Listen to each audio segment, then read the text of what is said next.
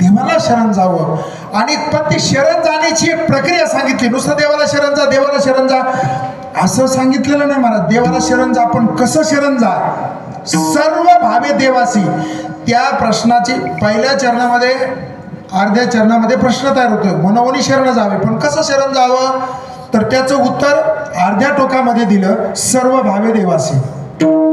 एक जण म्हणला तुकोबाराला, महाराज आम्ही चारी भाऊ देवाला शरण गेलेत, पण एक नाशिकला राहतो, त्याचं काय करावं? सर्व भावे देवासी. हे भाव नाहीत, हे हाडमासाचे भाव नाही सांगितले. सर्व भावे देवासी म्हणजे ज्ञानोबरांनी विजय महाराज या प्रश्नाचं एका ओवीमध्ये उत्तर दिलेलं आहे. एक ओवी ज्ञानोबरांची या प्रश्नासाठी पुरेशी आहे.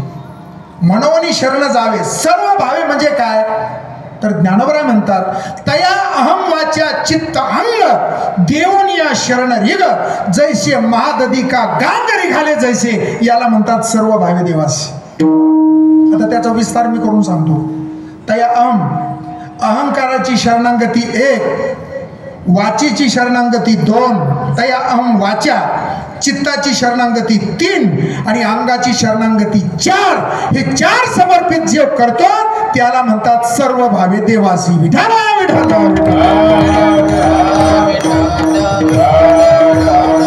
अहंकाराची शरणांगती म्हणजे काय? अहंकाराची शरणांगती 2 प्रकारची आहे. अहंकारातला पण ज्ञानातला पण अहंकारच आहे ना. माझ्यासारखा जगामध्ये ज्ञानी कोणीच नाही, अहंकारच आहे महाराज. लक्षामध्ये ठेवा, देहाचा अभिमान, देहाविषयीचं प्रेम काढायचं आणि देवाकडे लावायचं. परमार्थ वेगळा काहीच नाही. घरदार सोडायचं नाही आणि म्हातारपणी तर अजिबात सोडायचं नाही. घरदार म्हणजे तुमचा पतंग, ज्या पतंगाचा दोरा तुटला जातो तो पतंग कुठेही पडू शकतो. तसं कुटुंब हे तुमच्या पतंगाचा दोरा आहे, त्याला तोडू नका, त्याच घरामध्ये राहा. काहीच करायचं नाही. कसं राहायचं पण? मग याचं भगवद्गीताकार उत्तर देतात, पद्मपत्रमिवां भसा. कमळाचं पान 24 तास पाण्यामध्ये राहतं, पण बाहेर काढलं की कोरडं फटक निघतं.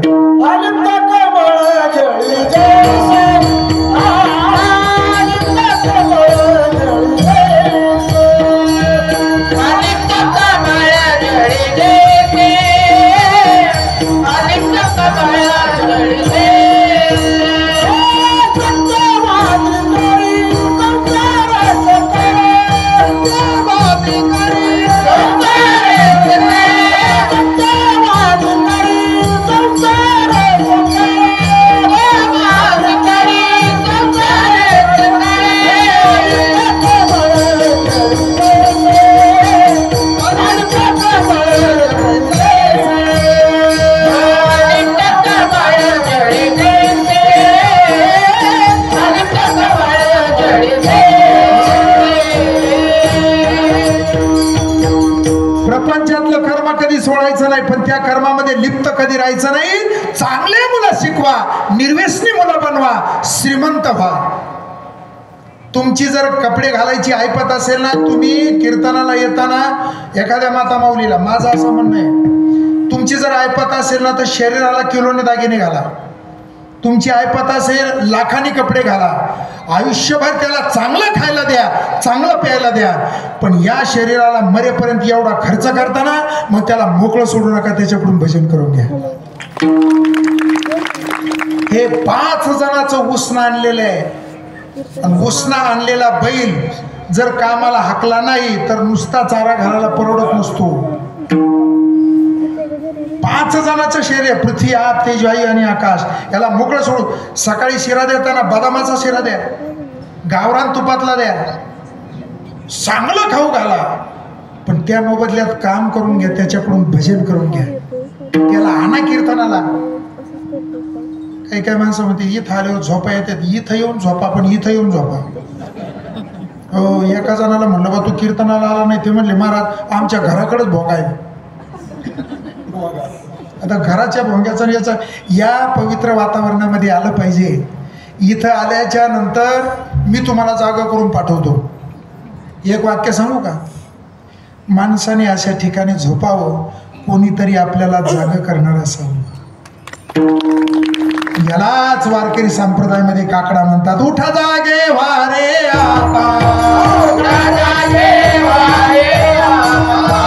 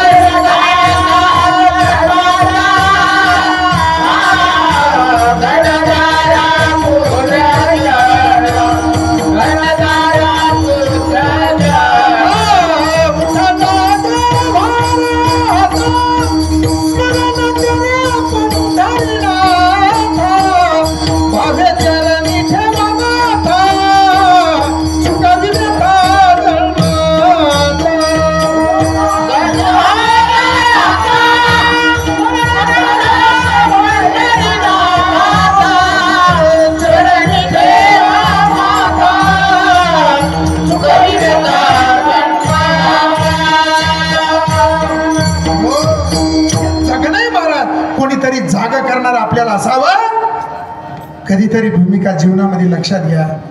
मोठी मोठी माणसं परमार्थ करतात. छत्रपती शिवरायांचं चरित्र वाचून अनेक पुरस्कार मिळालेला मी कीर्तनकार आहे. सर्वांकडे मी अभ्यास केला शिवरायांच्या चरित्राचा. महाराज याच्यातून मी एक निकष काढतो ना महाराज, आमचे ज्ञानोबराय आणि छत्रपती शिवराय यांच्यातला जर वैचारिक संदर्भ जोडायचा असेल तर आमचे ज्ञानोबराय हे संतातले राजे होते. आमचे ज्ञानोबराय संतातले राजे होते आणि छत्रपती शिवराय हे राजातले संत होते.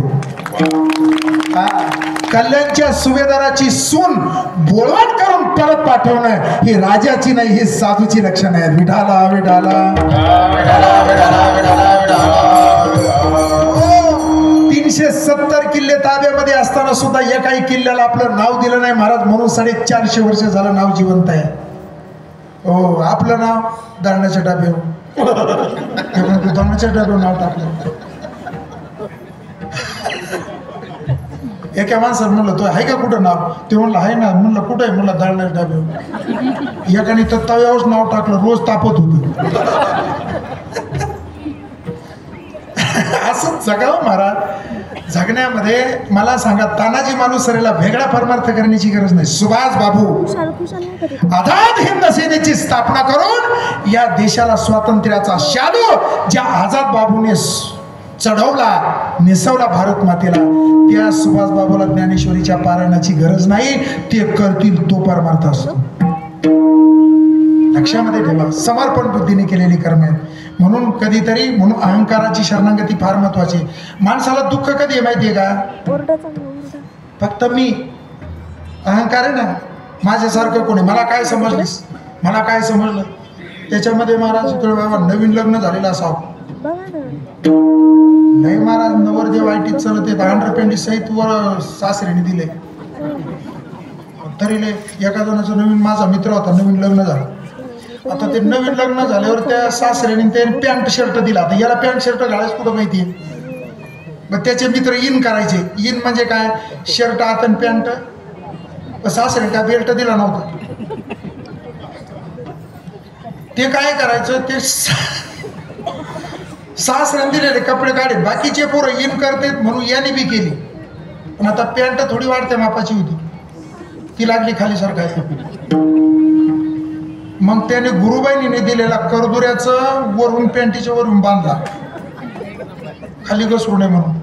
करदुरा ढिला झाला. मग त्यांनी तुराटीच्या काडीचं पिळकावून मारलं.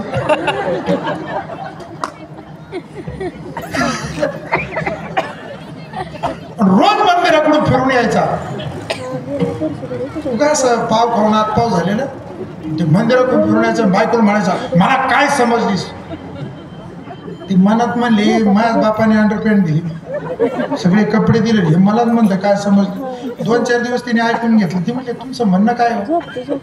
ते म्हणला, आवाज बंद. अरे काहीतरी कारण सांग ना, माझं काही चुकतंय का, तुम्ही असं काय मला धमकीता. तो म्हणला, हे बघ, रोज पहाटे 4 वाजता जर आंघोळीला पाणी तापून दिलं नाही गाठ माझ्याशी, काय करीन तपास लागू द्यायचो नाही.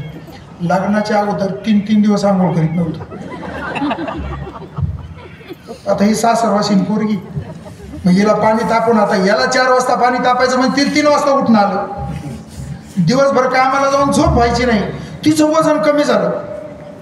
ती सहज घरातलं पाणी टाकायला बाहेर गेली आणि तिकडून गंगूबाई आली, शेजारची गंगूबाई. गंगूबाई कुमारी नव्हती पण नॉन मॅट्रिक होती.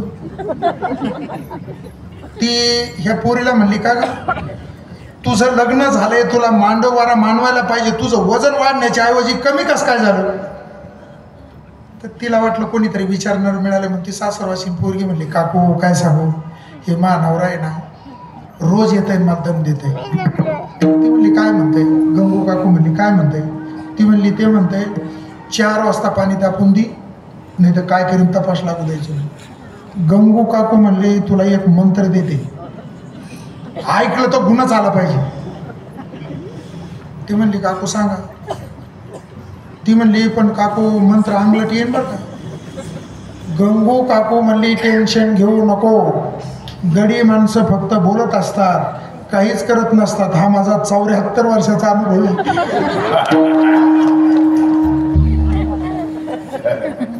मी त्याच्यात 2दा PhD झाले. तू फक्त म्हण. ती म्हणली काय म्हणू? ती म्हणली हे फक्त 4 वाजता उठलं का नाही, ते म्हणलं का पाणी तापून दे, तू पाणी तापायला देऊ नको पण मी सांगते तेवढं कर. म्हणली काय? फक्त बांगड्या मागं कर, त्याच्या पुढे हात नेऊन म्हण काय करायचं करून घे, नाही पाणी तापायला. ती म्हणली काकू बघा बरं का. ती म्हणली तू टेन्शन, मी सांगते तेवढं कर, गुन्हाच आला पाहिजे. त्या दिवशी त्या पोरीने काकूचं ऐकलं, पाणी तापायला नाही ठेवलं महाराज. त्याचं चुलीकडे लक्ष गेल्याबरोबर 5 मिनिट कमी आहे 4ला पाणी तापायला ठेवलं नाही. त्याचं फाउंडेशन उखाडलं, ते म्हणलं पाणी तापायला ठेवलं नाही, 4 3 2 1 4वर काटा आलाय. पाणी तापायला ठेवलं नाही, काय करीन तपास लागू द्यायचं नाही. त्या पोरीने गंगू काकूचा मंत्र ध्यानात आणला. तिने डोक्यावरचा पदर कमरेला खावला आणि बांगड्या मागे केल्या. काकूने सांगितलं होतं ना, ते म्हणला काय करीन तपास लागू द्यायचो नाही. ती त्याच्या नाकाकडे हात नेऊन म्हणले डबड्या डोक्याच्या, पाणी तापायला ठेवीत नाही, काय करायचं करून घे, काय करशील? ते म्हणला काय करेन, गार पाणी आंघोळ करेन. दुसरं की आमचे दम आहेत, घेणं ना देणं अहंकार आहे. विठा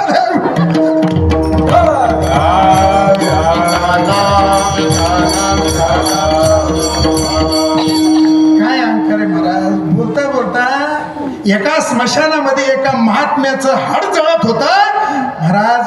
त्या हाडाचा एका माणसाला स्पर्श झाला, त्यावेळेला ते हाड म्हणू लागलं, अरे मला लाट मारू नको, मी सुद्धा तुझ्यासारखाच छाती काढून चालत होतो, मला स्मशानामध्ये येऊन जाळावं लागलंय. मी इथून निघल्याच्या नंतर जिवंत माझ्या 300 किलोमीटरच्या गावी जाईल याचा भरोसा आहे. तुम्ही तरी इथून कीर्तन संपल्याच्या नंतर घरी जिवंत जाताल याचा भरोसा आहे? काहीच भरोसा नाही महाराज. पुढच्या एका क्षणाचा भरोसा तुम्ही सांगू शकत नाही.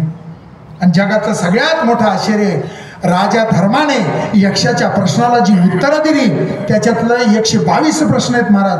त्याच्यामध्ये एक यक्ष विचारतो प्रश्न, राजा जगातलं सर्वात मोठं आश्चर्य कोणतं? राजा धर्म उत्तर देतात, प्रत्येक माणसाला मरायचं आहे पण माणसं मरणाकडे दुर्लक्ष करतात. हे सगळ्यात मोठं आश्चर्य आहे, सगळ्यात मोठं आहे. म्हणून हे करा. अहंकार आहे ना देवाच्या चरणाची, ही अहंकाराची शरणागती झाली. सर्व भावे ज्याबद्दल बोलतो आपण मुद्दा लक्षात ठेवा. अहंकार म्हणजे अहम, देवाच्या चरणाशी समर्पित करा. वाचा समर्पिली वाणी, पांडुरंग घेतो धनी. नाव घ्यायचं असेल त्याच घ्या. बोलावा विठ्ठल, पाहावा विठ्ठल, करावा विठ्ठल, जिवे भावे. बोललं तरी विठ्ठल बोलायचं, पाहिलं विठ्ठल पाहायचं. वाचेची शरणागती याला म्हणतात. महाराज परा, पश्यंती, मध्यमा आणि वैखरी 4 वाणी आहेत. 4 वाणी राहण्याचे ठिकाण आहेत. परावाणी बिंबीमध्ये राहते, पश्यंती वाणी हृदयात राहते, म्हणून आपल्या माळीचा गुरु म्हणी इथं आला पाहिजे. परा, पश्यंती, मध्यमा कंठामध्ये राहते आणि वैखरी वाणी मुखामध्ये जसा जसा तुमचा जप होईल ना महाराज, तो वैखरीतून खाली कंठामध्ये उतरला पाहिजे, कंठातून पश्यंती, पश्यातून पराव, आणि ज्या वेळेला तुमचा जप स्वीकारते त्यावेळेला तुमच्या ऐवजी तुमच्यावरचा जप भगवंत करतात. उदाहरणार्थ हनुमंतराय विठाला विठाला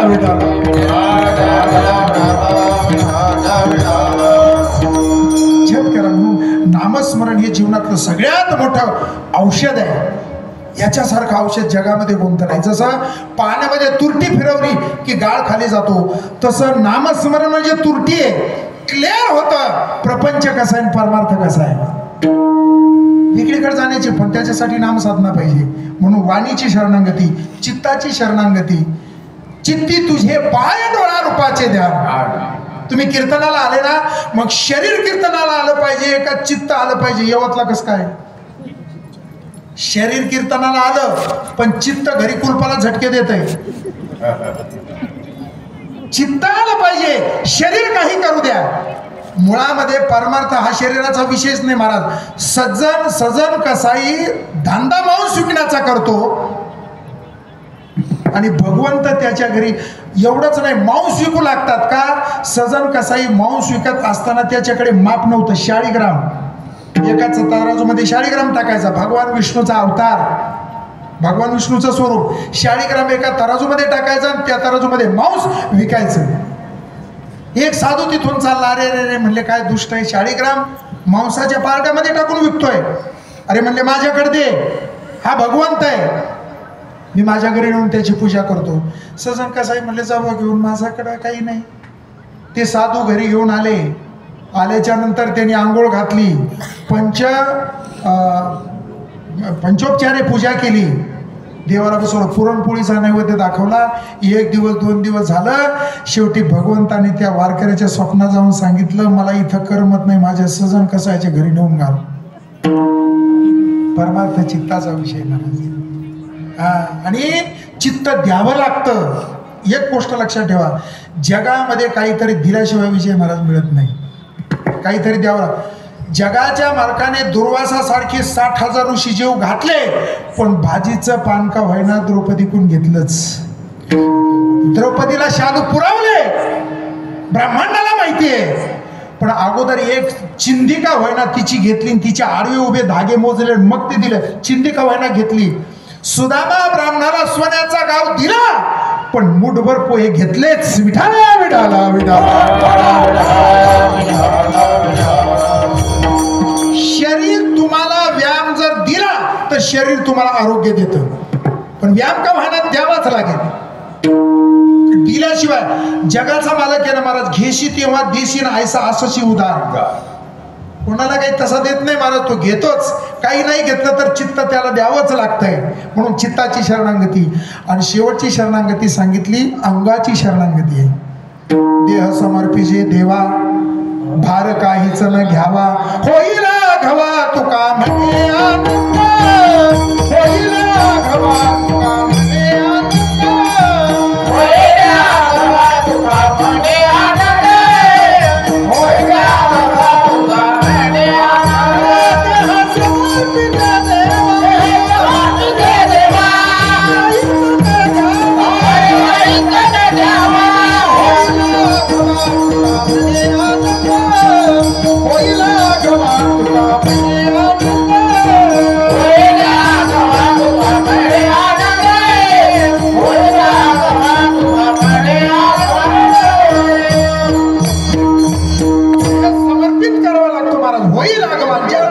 समर्पित कराल महाराज. आणि महाराज भरताने प्रभू रामचंद्राला चित्त काय देह समर्पित केला. या देहावर जगाच्या मालकाचा अधिकार आहे. काय महाराज, प्रभू रामचंद्राने भरतासाठी अश्रू ढाळावेत याच्यापेक्षा भरताचं काय पुण्य पाहिजे. फार सुंदर प्रसंग, नीट लक्ष देऊन ऐका महाराज. प्रभू रामचंद्र ज्यावेळेला वनवासामध्ये आले, फार गोड प्रसंग आहे महाराज. त्यावेळेला आल्याच्या नंतर आता 14 वर्ष राहायचंय, मग निवारा तर केला पाहिजे. मग सीतामाई झाडाखाली बसलेल्या आहेत आणि प्रभू रामचंद्र आणि लक्ष्मण लाकडं गोळा करतात. का? झोपडी बांधायची. 14 वर्ष राहायचं आहे. तेवढ्यामध्ये त्या जंगलामध्ये राहणारी वनदेवी, तिला कळलं की जगाचा मालक माझ्या नगरीमध्ये आलाय, जंगलामध्ये आलाय. वनदेवी आली आणि प्रभू रामचंद्रापुढे हात जोडून उभी राहिली. म्हणली, प्रभू तुम्ही लाकडं गोळा करू नका, मला सांगा, एका क्षणामध्ये तुमची झोपडी तयार करून देते. हे महाराज प्रभू रामचंद्र म्हणले, माते तू बोलली हे भरपूर झालं, आम्ही सेवा घेण्यासाठी नाही आलो, आम्ही तपश्चर्या करण्यासाठी आलो. त्यावेळेला वनदेवी रडू लागली, महाराज असं कोणतं पुण्य माझं कमी पडलं की राघव तुम्ही मला काम सांगू शकत नाही. रडायला लागली. तिचा आदर करावा म्हणून प्रभू रामचंद्राने सांगितलं वनदेवीला, माते उत्तर दिशेकडे जो रस्ता दिसतो ना, त्या रस्त्याने मी भरपूर काटे आहेत, त्या काट्याने मी आलो, त्या रस्त्यातले काटे नष्ट कर. वनदेवी होती महाराज, सिद्धी प्राप्त होती. पाहिल्याबरोबर काटे नष्ट झाले. अंशशूला भव पाहिलं की काटे नष्ट झाले. पण वनदेवी प्रभू रामचंद्राला म्हणली, नीट ऐका बरं का, म्हणली प्रभू तुम्ही तर 14 वर्षे इथंच थांबणार आहे, या रस्त्याने परत जाणार नाही का अयोध्येकडे, मग या रस्त्यावरची काटे तुम्ही का नष्ट करायची सांगितली. प्रभू रामचंद्राने फार सुंदर उत्तर दिलं. प्रभू रामचंद्र म्हणतात, माते तुला माहिती नाही, आम्ही ज्या वेळेला वनवासाला आलो त्यावेळेला माझा भरत राजवाड्यामध्ये नव्हता, माझा भरत आजोळी गेला होता. तो इतका बावराने प्रेम वेळा भरत आहे, तो ज्या वेळेला राजवाड्यात येईल आणि मी राजवाड्यामध्ये नाही हे माझ्या भरताला ज्या वेळेला कळेल त्यावेळेला पाठला करत माझा भरत माझ्याकडे येईल. मला जे काटे मोडले ते या रस्त्याने माझा भरत आल्याच्या नंतर त्याला मोडू नये म्हणून तू काटे नष्ट कर. महाराज त्यावेळेला प्रभू रामचंद्र परत वनदेवी म्हणते, प्रभू तुमचा तो भरत आहे ना, तो तर वज्रदेवी आहे, अयोध्येचा सेनापती आहे, मग त्याला काटे कसे मोडतील बरं. त्यावेळेला वनदेवीला प्रभू रामचंद्र म्हणतात, माते तुला आणखी कळलं नाही, नुसता भरत येईल म्हणून मी काटे नष्ट करायचे सांगितले नाही. या रस्त्यावर जर काटे दिसले आणि माझ्या भावाला या काट्यावरून जावं लागलं हे जर भरताने पाहिलं तर माझा भरत प्राण सोडल्याशिवाय राहणार नाही. म्हणून काटे नष्ट कर. जगाच्या मालकाने आपल्याला आपलं म्हणावं याच्यासाठी फार मोठं पुण्य. महाराज भगवान श्रीकृष्ण राधेच्या घरी जातात आणि सांगतात, राधे मला भूक लागली, मला जेवण घाल. कोणतं पुण्य केलं राधिकेने. महाराज सुदामा ब्राह्मणाचे पोहे खात असताना सगळ्यांना हिसकावून घेतात, एक एक कण वाट्याला येतो. असं कोणतं पुण्य केलं बा सुदामा ब्राह्मणाने की त्याचे नासके कुचके पोहे खाण्यासाठी जगाच्या मार्गाने 4 हात पुढे करावेत. असं कोणतं पुण्य केलं बा शबरीने की त्याची उष्टी बोरं खाण्यासाठी अयोध्येचा राजा जंगलामध्ये चालत येतोय. कधीतरी लक्षात धरायचं, एका जणाने 7 वर्ष भगवद्गीतेचं पारायण केलं. शेवटी देव म्हणाले, तुझं एकही पारायण मला आवडलं नाही. सगळे पारायण ऐकले. त्यावेळेला तो वारकरी हसू लागला. देव म्हणले, नीट ऐक, तुझं एकही पारायण मला आवडलं नाही, तरी तू का हसतो. तो म्हणला, देवा माझं पारायण तुम्हाला ऐकलं नाही, आवडलं नाही, याचा अर्थ माझं पारायण तुम्ही ऐकता, तुमच्या कानापर्यंत जातंय, हे माझ्यासाठी खूप मोठं आहे. लक्षामध्ये परमार्थ त्याच्यासाठीच करायचा की जगाच्या मालकाने कधीतरी आपल्याला आपलं म्हणावं. जगायचं त्याच्यासाठी, मरायचं त्याच्यासाठी. त्याच्यासाठी कर्तृत्व सोडायचं नाही. सगळे वारकरी संत श्रीमंत होते. चुकीचे कीर्तनकार चरित्र चुकीचं सांगतात कधी कधी. आमचे जगद्गुरु तुकोबाराय श्रीमंत होते. कोणी सांगितलं गरीब. 7 पिढ्याची सावकारकी होती. तुकोबारायांच्या घरी 500 बैल होते महाराज. आणि जिजाबाई श्रीमंताची पोरगी आहे. जिजाबाईच्या बापाचं नाव होतं आप्पाजी गुळवे. आप्पाजी गुळवेच्या घरी 3,500 एकर ऊस होता 450 वर्षापूर्वी. आमचे ज्ञानोबराय, त्यांचे पंजोबा त्र्यंबक पंत जयंत्रपाळ राजाच्या दरबारामध्ये शिलेदार होते, म्हणजे आट्टाचे कलेक्टर. आमचे नामदेवराय दक्षिण महाराष्ट्रामध्ये कापडाचा होलसेल व्यापारी होता. आमची जी राजाई आहे नामदेवरायची पत्नी, बिदरच्या बादशहाला 21 सरदार होते. एका सरदाराला 844 घोडे होते. त्या घोड्याला सोन्याचा लगाम आणि चांदीच्या रेकिबी आणि राजहंसाच्या पिसाची गादी असे सजवलेले 844 घोडे एका सरदाराला होते आणि त्या एका सरदाराची राजाबाई पोरगी. वारकऱ्याची श्रीमंती सांगतो महाराज. मर्सिडीज ज्ञानोबाच्या सोहळ्यामध्ये ज्यांच्या बॅगा वागवण्यासाठी त्यांच्या कोणीच पाया पडत नाही, पण आमच्या वारकऱ्याच्या खिशात रुपया नसला तरी लोक पाया पडल्याशिवाय राहत नाहीत. मोठं को याच्यापेक्षा काय मोठं पण पाहिजे महाराज. हा, हे महत्वाचं आहे. म्हणून त्याचा मालक होऊन घ्या. रोडच्या कडीची सगळे झाडं तोडतात. रोडच्या कडीची तोडतात का? का त्याला चुना लावलेला आहे? ती सरकारी झाड आहे ना. हो, येतो महाराज. कोणतं झाड तोडतो? गंध लावलेला नाही तोडीत. त्याला माहिती आहे सरकारी झाड आहे. विठाला विठाला ही सर्व भावशरणागती लक्षात आली का? आता तया वाचा चित्त अंग देऊन शरणरे जसे महादधिका गांगरी घाले जशी, याला म्हणतात सर्व भावे देवाशी. मग आणखी काय शरण जायचं दुसऱ्या चरणामध्ये?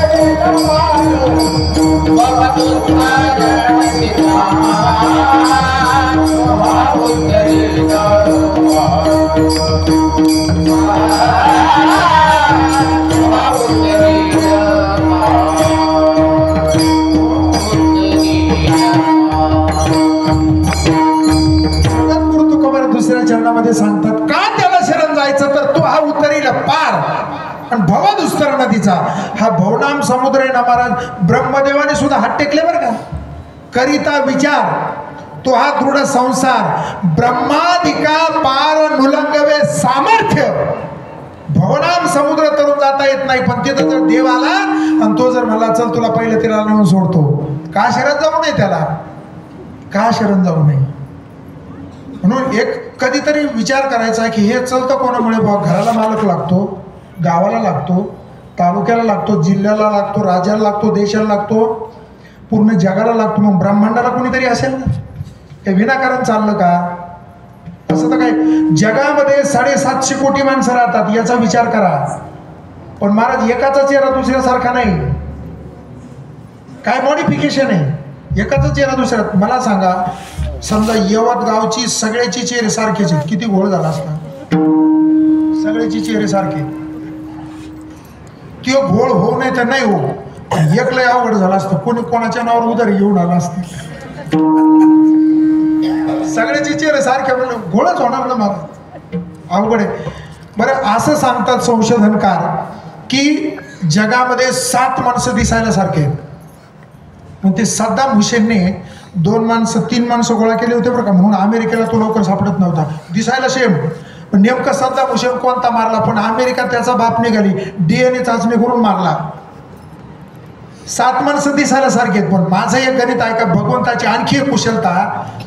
जरी 7 माणसं दिसायला जगातले सारखे असले तरी प्रत्येकाची फिंगरप्रिंट मात्र वेगळी. फिंगरप्रिंट एक आता थंब निघलंय मोबाईलला, काही की आता स्क्रीन टच मोबाईल आहेत ना, त्याला थंब निघलंय. काहीला मोबाईलमधलं काहीच कळत नाही. मोबाईल माणसं मोठमोठे घेतात, काहीच कळत नाही. आमच्या इकडे एका आजोबाने मोबाईल घेतला म्हातारीचे पुडकं मोडून. त्यांना काहीच कळत. म्हणलं बाबा तुम्हाला मोबाईल मधलं काहीच कळत नाही, एवढा मोठा मोबाईल काढून घेतला. ते म्हणले बावकीच्या बरोबर. बावकीला काय करायचं, तू मोबाईल घेणे तर उरफाटे गुन्हे आले. काहीच कळत नाही मला. काय सांग, मोबाईलच्या नादामध्ये ती एका बाईने लेकरू धरलं आणि ते लेकराच्या नादामध्ये ती नवऱ्यानं म्हणली हे काढावं घ्या आणि एवढं लेकरू, एवढं जाता जाता लेकरू बाहेर घेऊन जा आणि एवढं भाकरीच्या टोपलं हे शिक्यात ठेवा. त्यांनी मोबाईलच्या नादात लेकरू शिक्यात ठेवलं, टोपलं घेऊन गेला. आवडच नाही महाराज ते मोबाईलचं आहे ना. काय केलं त्या आजोबाला, त्या 2-3 दिवस विजय महाराज मोबाईल घेतला तर त्याचा मोबाईलच वाजणार. ते नातवाला म्हणलं अरे आपण काय मोबाईल खोटा घेतला काय, लोकांचे धनाधन मोबाईल वाजवले, आपला मोबाईल कसा वाजता. ते म्हणला बाबा कोणाला तरी नंबर लावा लागेल, नाही तर तिकडून लावला तर वाजन ना. मग हे म्हणले का सक्रातील सांगतो तू का, म्हणले ते बरं लावून. त्या नातवाने आजोबाला फोन लावून दिला तर तुम्ही बघा तिकडून जर रेंजमध्ये काही प्रॉब्लेम असेल तर तिकडून एक लेडीज कॅशेट बोलते, या मार्गापर्यंत तुम्ही पोहोचू शकत नाही. नंबर लावून दिला बा त्या आजोबाच्या कानाला. आता तिकडून ती लेडीज कॅशेट बोलली, या मार्गापर्यंत तुम्ही पोहोचू शकत नाही. नातू म्हणला बाबा मोबाईल लागतोय का, ते म्हणले लागतोय बरं का, पण एक बाई आडी पडती.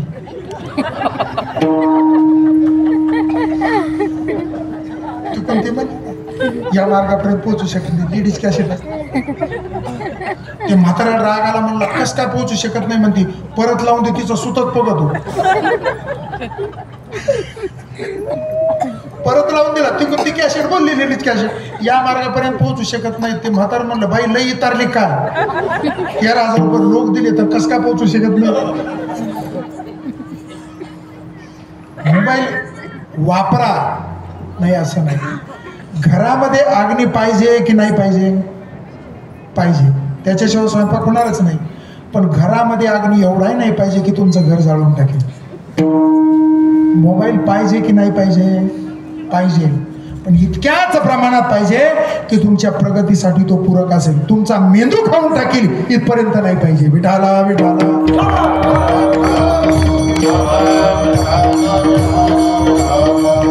जीवन असते रे बा. अहो लहान मुलाचं हे मोबाईल विनाकारण एवढा दिसायला तुकडा महाराज. या मोबाईलने पत्र खाल्ले, या मोबाईलने रेडिओ खाल्ला, या मोबाईलने बॅटरी खाल्ली, या मोबाईलने नातेवाईक खाल्ले, या मोबाईलने डोळे खाल्ले, या मोबाईलने कान खाल्ले आणि हळूहळू हा मोबाईल मेंदू खायला लागलाय. म्हणून हा धष्टपुष्ट झालेला मोबाईल आहे महाराज.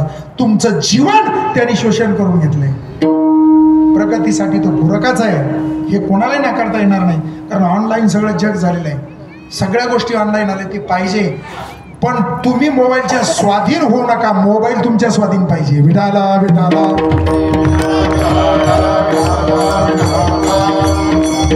जीवन फार सोपं आहे, मुद्दा वेगळीकडे जायला नको. म्हणून ब्रह्माधिका पार नुलंगावे सामर्थ्य, जगाचा मालक तुम्हाला पहिले तर देतो म्हणून मी शरण जावे. बहु आहे करुणावंत अनंत हे नाम ज्या तिसऱ्या चरणात सांगितलं, तो करुणावंत आहे, तो करुणानिधी आहे. करुणानिधी म्हणजे तामिळनाडूचा करुणानिधी नाही, तो करुणावंत आहे. तो इतका दयाळू आहे, इतका दयाळू आहे की स्वतःची बायको चोरून नेणाऱ्याला सुद्धा त्याने मोक्ष दिला. तो इतका दयाळू आहे की 100 शिव्या शिशुपाळाने भर सभेमध्ये दिल्या, पण त्याला तो मोक्ष देतो. इतका तो दयाळू आहे, तो इतका दयाळू आहे. पुतना राक्षसी स्तनामध्ये विष घालून त्याला मारण्यासाठी आली, त्या पुतना राक्षसीनेला तो मोक्ष देतो. तो इतका दयाळू आहे. तो असनकालिकाचे निमाने सायुज्य सौरसुदी धला पुतने, जे विषाचे निस्तन पाने मारू आले. नारदा ध्रुवा क्रूरा शुकाहन सनत कुमारा, या दृष्टीने धनुधरा प्राप्यू जैसा तैसाची गोपिका सिकामे. तया कंसा भय संभ्रमे येला घातका मनोधर्मे शिशुपालाधिका. इतका करुण आहे, इतका तो करुणानिधी. म्हणून बहु आहे करुणावंत अनंत आहे नामजा. आणि तुकोबारा म्हणतात मी जेवढं सांगितलं ना ते खोटं नाही, मी स्वतः त्याचा साक्षीदार आहे शेवटच्या जेवणात.